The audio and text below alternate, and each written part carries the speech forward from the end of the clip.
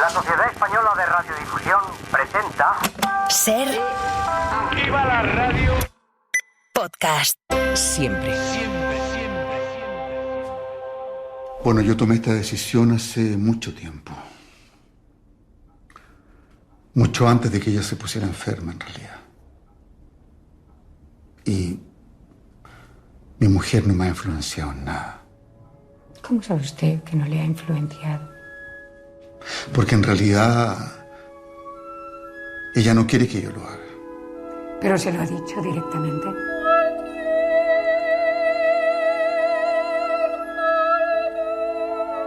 El cine en la Ser con Pepa Blanes.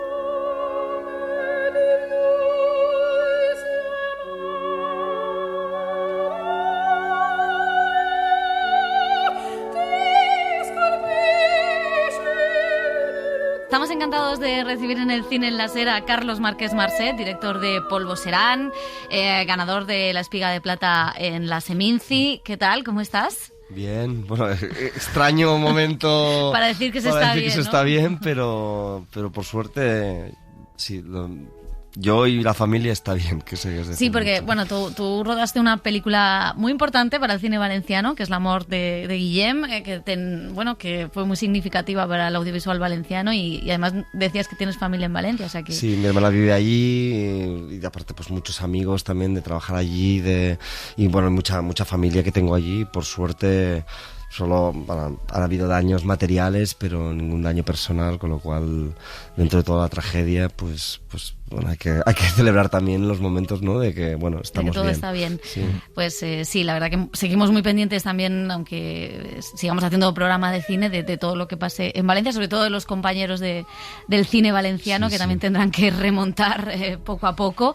Y vamos a hablar de Polvo Serán, porque, bueno, decíamos que ganabas en Seminci, pero también llevaste premio en Toronto, o sea que de momento todo bien, allá donde va la peli gusta. Bueno, este es un musical y yo sé que es una pregunta que siempre te van a hacer y te vamos a hacer, pero así son las promociones, y es ¿por qué el género del musical para contar esta historia? Que no sé si los espectadores y también los críticos nos habíamos, no sé, casi esquematizado que el musical tenía que ser para determinados contenidos y no para todo.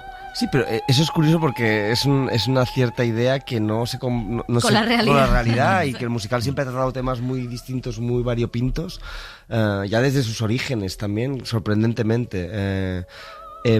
Sí, yo creo que en realidad es como no iba a ser un musical, ¿no? Es casi la pregunta para mí, porque fue un poco a través de la investigación de esa relación, ¿no? De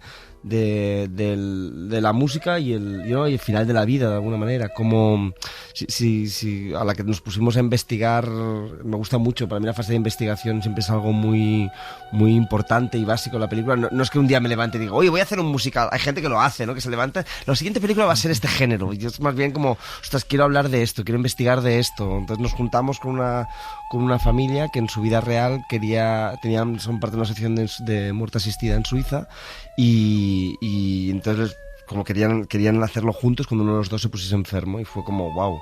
Y empezó con de proponerles yo a ellos un taller de creación para cómo hacer una película a partir de esa decisión, ¿no? Y ahí nos dimos cuenta cuando trabajamos y hacíamos improvisaciones que muchos de los momentos donde no habían palabras para expresar, pero no porque fuese muy doloroso, sino porque era muy extraño. O sea, la muerte, cuando planteas decidir esa decisión, tomar esa decisión, es tan rara, es tan extraño de pensarlo, que acaban saliendo la música, poner música, y luego eso, pues veíamos muchos documentales sobre el último momento, siempre aparecía la música. Hay uno de los documentales que me parecía maravilloso de este señor que estaba que había venido solo a Suiza, a la casa donde rodamos nosotros, justamente, que aparece en la película, y justo en el último momento pensó, ostras, no me he traído música, ¿no? Y explicaba, y el señor que la acompañaba diciendo, ostras, pensemos una canción juntos, ¿no? De hecho, copiamos ese diálogo en la película, que al final lo cortamos, pero me parecía súper bonito que eso sucediese, ¿no? Y es que es todo el rato, ¿no? Y una de las cosas más bonitas que pasó en Valladolid, que hablaba un poco al final de la ceremonia, fue que una señora al final de un screening me vino como temblando, súper nerviosa, y se puso a llorar, que justo venía hacía 2 meses que había enterrado a su hija, que había decidido morir ella misma, y me quería enseñar el vídeo del último momento para darme las gracias por la película. y estuvo ahí como buscando el vídeo, me puse a llorar también, empezó a enseñarme ahí fotos y va y me enseña, al final lo encuentra y es un vídeo de ella en el último momento, justo antes de, ya con todas las inyecciones y todo, y ella y su hija bailando en el hospital. Jo. Entonces era como, gracias por explicarlo así.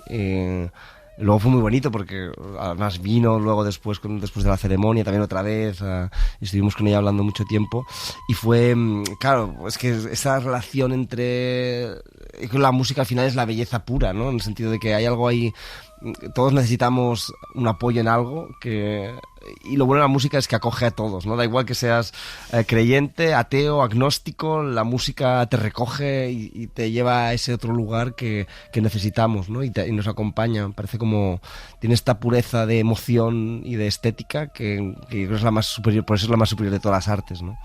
Y esta idea justo que comentas ahora, enlazándolo de la belleza, darle belleza al final de la vida, a la muerte, que también está muy presente en la película de Almodóvar o en otras películas de este año, estaba siempre presente de inicio en la idea que tú tenías de la película o también la has ido encontrando en ese proceso que tanto te gusta de investigación? Sí, yo creo que me gusta no empezar sobre todo sin juzgar, ¿no? Porque si vas con una idea predeterminada, acercarte al material, no, la muerte es bella. Vamos a ver, oye, que también es muy duro esto, ¿no? También tiene sus momentos muy complicados.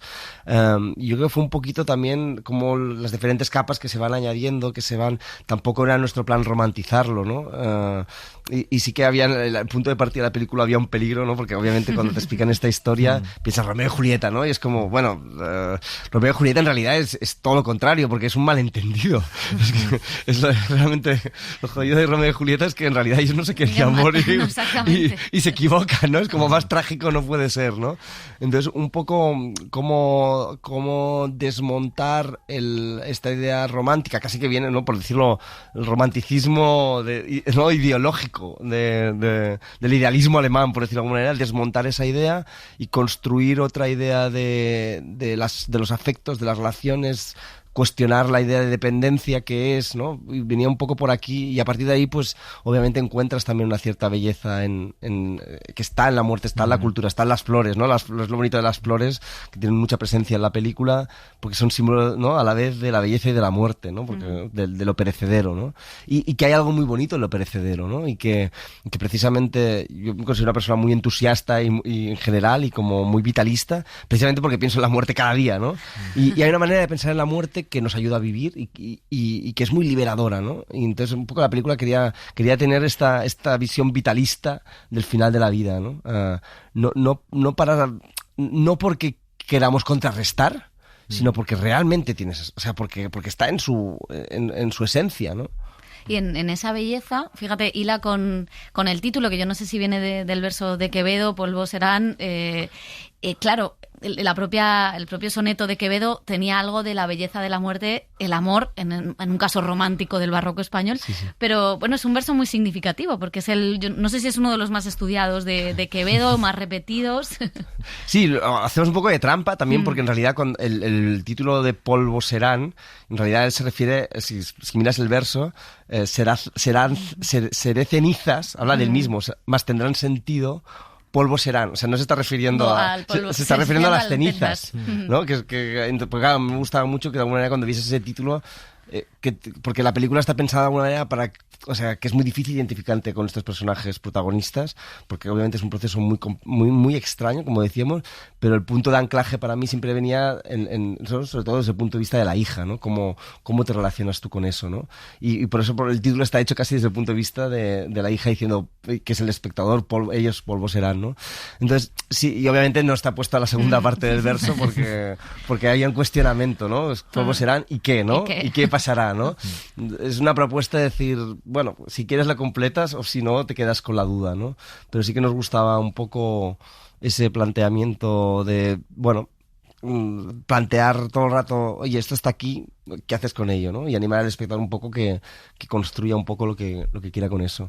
Y hay quien puede pensar que la película es una ruptura con lo que venías haciendo con tus anteriores películas, que en lo formal de alguna manera sí lo es, pero luego en lo narrativo y en la historia sí que hay un hilo, ¿no? Con 10.000 kilómetros, con Los días que vendrán, al hablar de la pareja, del amor, de la dependencia, de la convivencia. ¿Cómo querías plantear también esto porque es muy interesante. De hecho, Ángela Molina nos decía en Valladolid, es que el amor es más fuerte que la vida. Dice, y no me quiero poner bíblica, pero tenía esto, ¿no? Que realmente lo que hay es una historia de amor, algo que tú has explorado desde distintos puntos de vista. Sí, esta historia también me ofrecía la posibilidad también de hablar de alejarme un poco, supongo que de lo que son cosas más cercanas a mí, ¿no? De hablar de una pareja de otra edad, ¿no? Que obviamente yo creo que empezamos haciendo películas más cercanas, pues porque estás todavía aprendiendo qué es esto del cine, ¿no? O sea, que hubiera hecho muchos cortos, o sea, para mí sí, creo que es muy injusto y creo que es un problema hoy en día que se les pide a los directores, directoras desde el minuto cero saber cuál es su estilo, qué tienen que hacer, y es como... ¿no? Los directores y directoras que admiro, ¿no? Ves la obra de Ozu, sus primeras... tarda un rato en llegar voy a poner la cámara aquí, esto va a ser aquí... hacen 15 películas. Bergman lo mismo, hace 10 películas antes de encontrar, ¿no? Y hoy en día... Entonces, para mí, claro, eso es un poco injusto, ¿no? Y yo creo que quizás con mis 3 primeras películas hablaba de temas cercanos también, porque pues para poder centrarte en otras cosas, porque eso lo conoces muy bien, porque requiere un doble esfuerzo, ¿no? Claro, cuando estás hablando de algo, cuanto más alejado de ti es, más esfuerzo te hace falta para entender eso, para comprender, y entonces para mí siempre la imagen siempre ha sido algo muy importante. O sea, en ese sentido, obviamente hay una diferencia de medios, que tenía otro presupuesto con esta película, aunque ni mucho menos lo que me hubiera gustado, pero sí que sentía, digamos, hago parte un poco de una reacción, porque a mí siempre me ha interesado mucho la imagen, ¿no? El sonido, el montaje, el ritmo. Para mí, más que explicar historias, o sea, también explicas historias, pero tiene algo que ver con algo musical. Y cuando hacíamos Los días que vendrán, el montaje era musical, era de aquí cortas, hay una sensación, hay un detalle de ritmo, de cómo este movimiento de cámara, parece que la cámara llega y filma, pero hemos hecho 32 tomas para llegar hasta este movimiento de cámara. Y esta imperfección que está aquí, hay siempre un deseo de intentar buscar algo en la imagen que conlleve una emoción a ese extrañeza de las emociones, de qué difícil es poner en palabras y entendernos con algo con ese milagro que yo digo algo porque me pasa algo y tú has de recogerlo y pensar, intentar adivinar qué es lo que me pasa a mí, que en el fondo lo piensas y dices, es una locura. Entonces, yo creo que salía casi como reacción siempre estaba como escondiendo un poco porque era como quizás con cierto pudor hacia, ¿no? De decir, ostras, no quiero que la imagen, que el estilo se coma lo que estás viviendo, la experiencia de vivir la película. Y aquí un poco me he desatado en ese sentido. Ahí da igual, ¿no? Es como, pues sí, si me interesa hacer esto, ¿no? Si se ven, ¿por qué no? Y la película también un poco con esta cosa de este aproximamiento a partir de la representación, ¿no? De la muerte, como que se me brindaba la oportunidad. Entonces, supongo que se va un poco de estilo, pero yo lo veo siempre como una evolución, ¿no? Como una maduración de lo que venía trabajando. Y hay una cosa, porque mencionabas esto de las primeras obras de los nuevos directores y nuevas directoras, y claro, hay una generación de directoras y de directores que quizá vuestras primeras películas han sido desde un naturalismo más cercano, y hay muchas veces que eso se plantea como, y no hay director, ¿no? Porque, claro, solo guión y ya está, y el trabajo de dirección no está detrás porque no hay un virtuosismo técnico, que sí que lo hay, solo que quizá el espectador no ve toda la parafernalia. No sé si tú te has sentido en eso un poco aludido o interpelado, porque a veces los críticos somos un poco injustos en eso, ¿no? Sí, y sobre todo, a mí lo que me molestaba también un poco, digamos, había una cierta sensación de, ostras, no sé si... Incluso cuando leías críticas bonitas, que no leo pocas críticas, pero cuando leías alguna decía, ostras, hay algo aquí de lo que intentaba yo transmitir que no sé si se está llegando como me gustaría que llegase. Que tampoco es muy claro, porque como te decía, tampoco es que digas, estás planteando preguntas, pero y sobre todo una cuestión del estilo, ¿no? Y a mí me interesa mucho el naturalismo, si queremos, en el trabajo con los actores, pero siempre pensando que es un código, no nos engañemos. O sea, esto está construido, es una reconstrucción, no estamos aquí... O sea, hay una búsqueda muy determinada por momentos que están construidos, llegados ahí de la intimidad. No pones una cámara, al revés, pones una cámara y la intimidad se destruye. Para mí el objetivo es cómo reconstruyes eso tan intangible, eso tan difícil de saber y que pasa por unos actores y pasa por una cámara estando en un lugar determinado, con un movimiento determinado, con un tempo determinado de montaje, con un sonido que aparece ahí. Entonces... sí que había ahí un poco y entender que es un código. Para mí eso es muy importante, porque hay un desprestigio también, no sé, todo en el teatro, que mis compañeros siempre es como, no, teatro naturalista. A mí me aburre un poco, la verdad, tengo que decir. En el teatro es algo que me cuesta mucho el naturalismo, porque ya que estás en un teatro prefieres otras cosas, ¿no? Me interesan más. Pero en el cine creo que es una herramienta muy, muy, muy interesante, siempre que sea pensada desde el código. Porque de aquí 20 años lo que nos parece natural no lo será. Ves ahora todo el Actors Studio y a mí no me parece, o sea, los ves súper reactuados, ¿no? Hay un tranvía llamado Deseo, La Manzana, no sé qué, yo lo veo eso como... Y en su momento era lo más natural que podías... En nuestras películas va a pasar lo mismo, son códigos. Pero a mí no es tanto como que el código sea real, sino como que hay algo de lo contemporáneo, del momento vital que estás expresando, intentar captarlo con imágenes, ¿no? Como decía, los pintores realistas eran, ¿no? Realmente Courbet, esta gente que decía hay que ser de su tiempo, pero de una manera casi política, ética, estética. Venía un poco más por ahí, ¿no? Sin intentar a la vez de... esto es la vida misma, ¿no? La vida es una experiencia, y la experiencia no se accede tal cual, siempre se construye, se pone en cuestión, se dilata, me interesaba un poco, sí, siempre hago un poco crítica de la idea de yo y mis sentimientos los expreso, lloro y no, un poeta, por ejemplo, de esos poetas, el trabajo de mesa, de pensar, el valor de las palabras, ¿no? Y en nuestro caso es igual, el valor de las imágenes, de los sonidos, del ritmo, ¿no? Y ahora que justo que hablabas de los ensayos, ¿cómo ha sido juntar a Ángela Molina, Alfredo Castro, estos dos portentos de la interpretación con una intensidad tremenda? ¿Cómo ha sido ese proceso? Porque claro, entiendo que no sé si habéis tenido proceso de ensayos dramático, por así decirlo, y luego la parte musical de danza. Coreográfica. Sí, coreográfica. Sí, fue muy divertido porque en realidad tenía 2 semanas de ensayos con ellos solo. ¿Para todo? Para ellos, no, o sea, por un lado tuvimos los ensayos pero los hicimos en septiembre, o sea, hicimos como 2 meses antes de rodar, porque Marcos Morao, el coreógrafo, es el hombre, hay un hombre en España que lo hace todo, pues ese es Marcos Morao, un hombre súper ocupado, y como la película tuvo muchos traspiés y la pospusimos, pensábamos que no iban a poder ser ellos, porque tenían una agenda imposible, al final encontraron un hueco a finales de agosto, principios de septiembre, para montar los números musicales. Me dio 2 semanas, 12 días, y era como, ay, Dios mío, imposible, o sea, ¿cómo vamos a hacerlo en este tiempo? O sea, ves cómo se trabajan los musicales, pero Mónica Almiray, que es la actriz que hace de la hija, que ha trabajado con La Verona, me dice, tú tranquilo, que ellos te lo montan. Que lo sacamos. Que lo sacan. Y ahí fue como muy...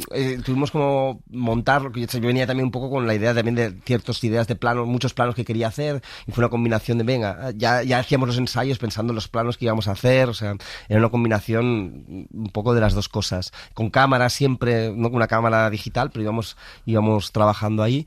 Y entonces ensayamos con ellos y luego tuvimos 5 días de ensayo general, digamos, porque ahí sí que tuvimos, porque antes no teníamos a Ángela, porque Ángela estaba rodando, y tuvimos 2 días a Ángela, o sea, muchas de las cosas para los números más difíciles, para algunos números que ensayamos sin Ángela, que no los ensayamos, porque no tenía tiempo. La funeraria, por ejemplo, claro, estaba la ayudante de coreografía, claro, un poco nos íbamos adaptando cuánto tiempo de rodaje, adaptado los números musicales también a cuándo disponibilidad tienes de los actores y cómo trabajas, entonces ahí sí que, pero lo dejamos todo muy planificado, o sea, todo lo contrario que me gusta rodar a mí, los números musicales estaban como al milímetro, o sea, yo los había rodado ya, me he ido 30.000 veces, o sea, estaban con la música, la teníamos pautada segundo a segundo, que era muy difícil de rodar, porque luego si fallaba algo, claro, no, si te falla un plano no es que tienes otro momento para montar, porque la canción dura lo que dura y tienes que sacar esos planos. Es heavy. Y de hecho el día más duro de rodaje de toda mi vida ha sido el día de rodaje en la funeraria. Pues imagina estar en una funeraria donde, al momento que cierran, a las 10 de la noche entras y a las 7 de la mañana te has de ir, porque están entrando muertos y están ahí los muertos, de hecho abres según qué puerta y te los encuentras ahí. Fueron súper majos con nosotros los de la funeraria, fue realmente maravilloso trabajar ahí, la gente divertidísima, que además te das cuenta de los trabajadores de la funeraria, o sea, nos tronchábamos de risa porque eran gente y te proponían planos también, cada vez pasaba mucha gente ahí, pero claro, de repente es como, nunca me había pasado de... Por manera de rodar no me meto en estos berenjenales, pero a 3 horas de finalizar nos faltaban como el 60% de los planos, y para mí hay un momento que es clave en cualquier rodaje, que es la hora de la pausa para comida, que tienes una hora para comer, me voy y tengo mi hora para pensar, si veo cómo ha ido el día, cómo tal, pero justamente ese día, como teníamos tan pocas horas, empezamos comiendo Entonces no hacíamos la pausa. Me encanta que se coma al principio, por si luego no da tiempo. Exacto. Bueno, como tienes tan pocas horas, ahí dice como hay que aprovechar. Y claro, y estaba ahí y al final fue un poco de en extremis encontrar una solución de vamos a recortar la canción por aquí y vamos a hacer este plano contrapicado que se las ve maquillando, que me salvó el montaje porque si no había... Pero sí, realmente esto es súper estrés de total. Pero bueno, volviendo un poco a la pregunta, perdón que me he desviado ahí, cuando claro, les dije 2 semanas de ensayos y pensaba súper poco, y ya venían un poco como, bueno, es que Ángela me viene, es maravillosa, es que la amo, me dice, no, claro, o sea, Buñuel no ensayaba, y llegábamos ahí, hablábamos, y a una toma, y digo, ya, era Buñuel, ¿sabes? no te jode. Y me claro, encanta eso. Claro, sí, pues claro, era Buñuel y era su última película, después de haber hecho 80 películas. No estaba el aragonés para ensayar. No fastidies. Y aparte tenías 4 meses para rodar, nosotros tenemos 6 semanas. Y bueno, pues entonces en ese momento, bueno, venga, los ensayos, y ya como después de ya unos cuantos días se me revelaron un poco, tanto Alfredo como Ángela, no, es que no estamos acostumbrados a ensayar, y tampoco ni siquiera yo ensayo las escenas. Además Ángela me dice, no, es que me da miedo quemar las escenas. Digo, Ángela, pero es que es imposible, o sea, por mucho que quieras repetir 2 veces de la misma manera la escena, no eres capaz, porque trabaja de inspiración divina, o sea, le llega ahí y no repite las cosas, ella hace, está... Qué curioso, porque generalmente los actores siempre es, bueno, hemos ensayado un montón, menos mal, ¿no? Y estos dos, claro, dos veteranos. Y además, es muy gracioso porque Alfredo, claro, viene de procesos de teatro, él fundó el Teatro de la Memoria en Chile, una de las figuras más importantes del teatro en los 90, años 2000. Y claro, por procesos súper experimentales, súper largos, pero claro, de repente llega al cine y en el cine como que no se ensaya, ¿no? Y yo te digo, al final para mí los ensayos tienen que ver con, ni siquiera es como enseñar el texto, porque el texto ya lo trabajaremos ahí, ya se da más bien de crear vínculo entre los actores que no se conocen, ¿no? Y crear un poco ese lenguaje común corporal casi, hay algo físico de 2 personas que claro, han de llevar 40 años juntos, que te lo creas, ¿no? Y claro, es un trabajo que no es muy obvio o evidente, ¿no? A veces parece que estás perdiendo el tiempo, pero yo creo que luego sobre todo me dan herramientas a mí luego para conocerlos y para saber cómo dirigirlos. O sea, en el fondo para mí los ensayos son, tengo que aprender cómo trabajas tú para poder dirigirte yo luego. Si no, no voy a poder. Y bueno, y ahí fue como ese día, y con Mónica Almiray, que viene del teatro, ella es directora de teatro, la que hace de hija, también nunca había hecho cine, acostumbrada a procesos de creación larguísimos, claro, estaba alucinando, no entendía nada, diciendo, ¿qué les pasa a estos dos? ¿No? Luego, o sea, entregadísimos en el rodaje y todo, pero sí que había un choque ahí de generaciones, ¿no? Y era muy gracioso porque justo estaba Antonia Seger, que es esta actriz chilena también, a la vez íntima amiga de Alfredo Castro, rodando con Belén Funes en Barcelona, y los dos estaban, pero ¿qué les pasa a esos directores jóvenes que no paran de ensayar todo el rato? Estos españoles pesados todo el rato ensayando, que nos dejen en paz. Pero bueno, sí que es un cambio generacional, y yo creo que hay algunos actores jóvenes en general que les encanta y están pidiéndolo, por favor, y hay algo de la otra generación que... Buñuel no lo hacía, me encanta esa frase, te la vamos a decir siempre, Buñuel no hacía esto.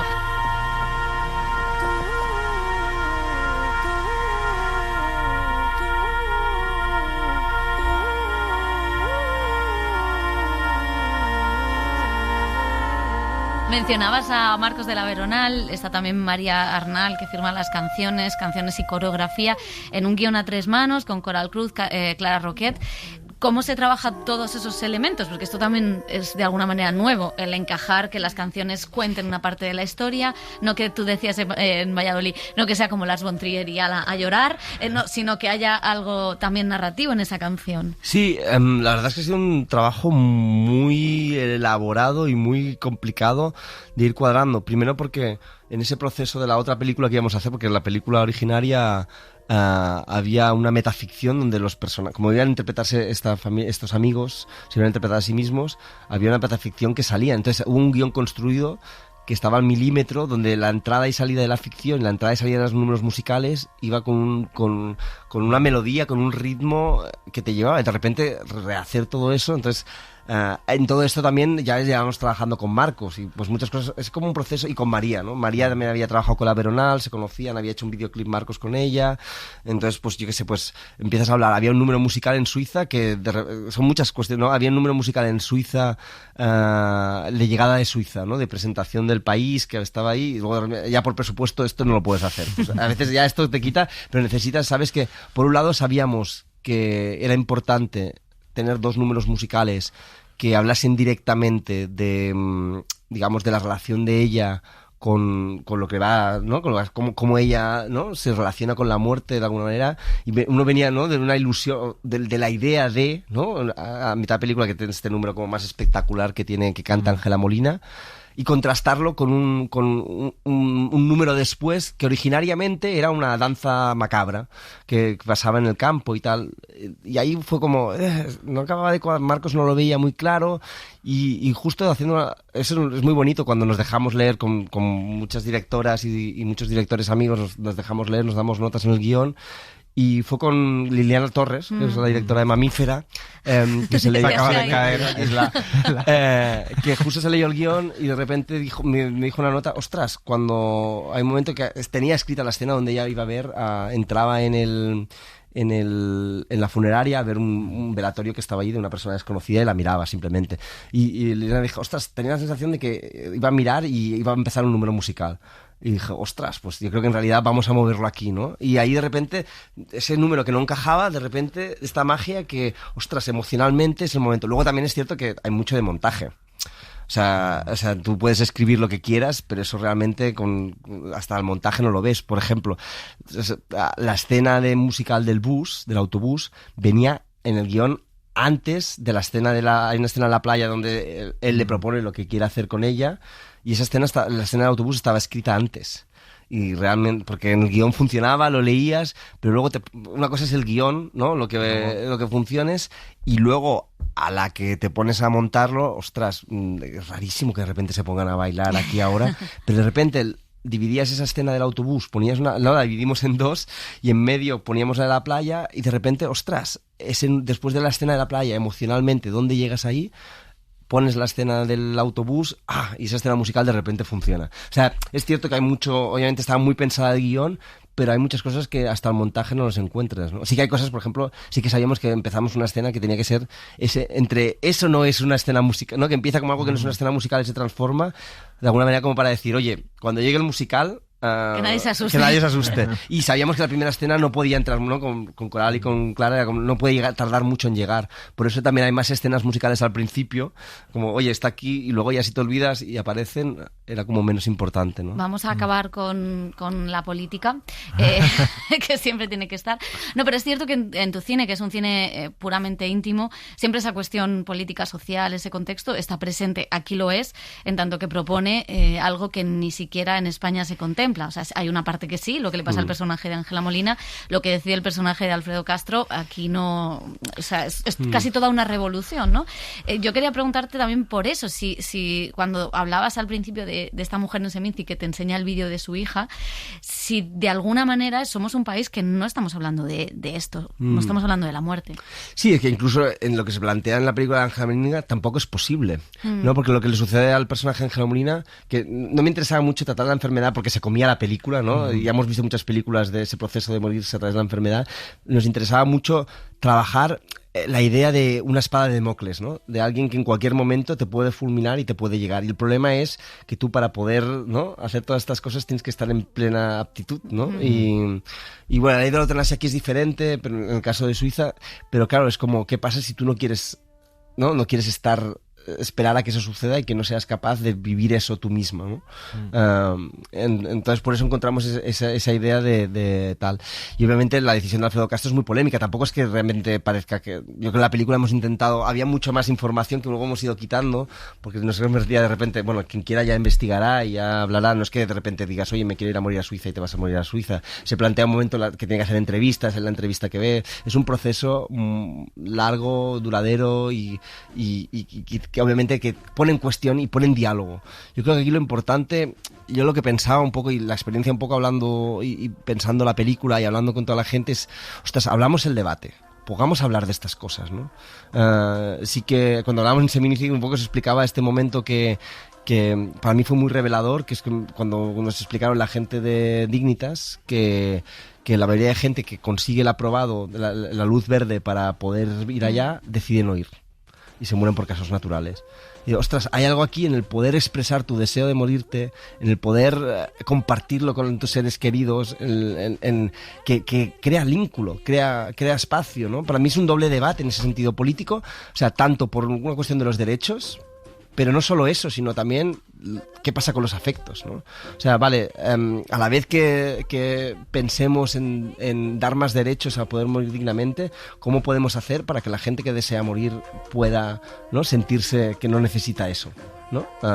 Porque yo creo que a la vez hay una doble necesidad, y yo creo que precisamente avanzar en los derechos, obviamente no sin banalizar, ojo aquí el suicidio ni nada, pero en intentar flexibilizar que eso, ¿no?, que pueda ser una opción, un debate, al menos abrir el debate, que si alguien tiene pensamientos de morirse, no digas, ay, no pienses en eso, no, es como, oye, ¿qué te pasa? ¿Por qué? Claro. Porque hablemos, ¿no? Es como, porque la mayoría de los suicidios además que suceden son por causas desesperadas, son gente que está muy mal y no viene hablando de, no lo dice, oye, estoy muy mal.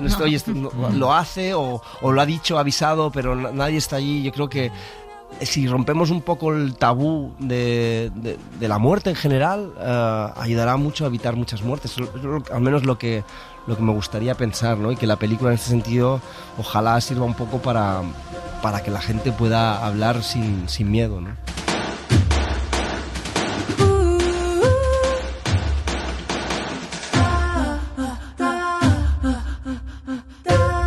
Carlos Márquez Marcet, muchas gracias. Muchas gracias. Un placer escucharte siempre. A vosotros. Adiós. Gracias.